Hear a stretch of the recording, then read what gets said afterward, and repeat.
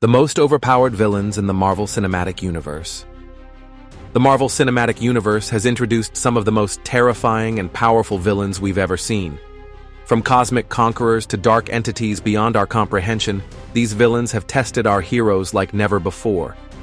But the real question is, can they actually be stopped? Today, we're breaking down the most overpowered villains in the MCU and analyzing whether they truly met their end, or if they could return even stronger.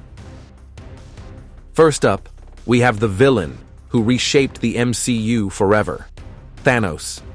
With the Infinity Gauntlet in his grasp, he was practically a god, erasing half of all life in the universe with just a snap. Even without the gauntlet, his sheer strength, intelligence, and combat skills made him nearly unstoppable. We saw him defeat Hulk without breaking a sweat and take down some of the strongest Avengers effortlessly. But was he truly stopped? The Avengers managed to reverse his actions and defeat him in Endgame, but Thanos from the past was erased rather than truly beaten. Could another version of him exist somewhere in the multiverse waiting to strike again? Next on our list is Dormammu, the ruler of the dark dimension. Unlike Thanos, Dormammu is not bound by physical form or time. He exists beyond our reality and wields nearly limitless power. Doctor Strange only defeated him through an endless time loop, essentially negotiating a truce rather than actually beating him in combat. But here's the scary part. Dormammu still exists. He's just bound by an agreement. What happens if he finds a way to break free? Could he return stronger than ever?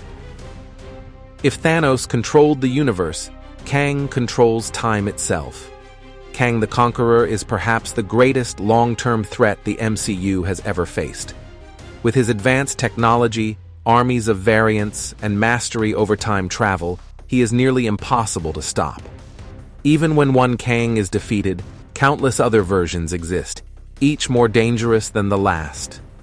The Council of Kangs is already assembling, meaning we may have only seen the beginning of his reign of terror. Now let's talk about beings who make even Thanos look small, the Celestials.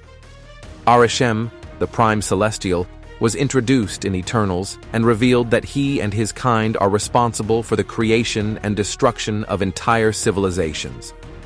Their power is so vast that the heroes of the MCU have barely scratched the surface of their true capabilities.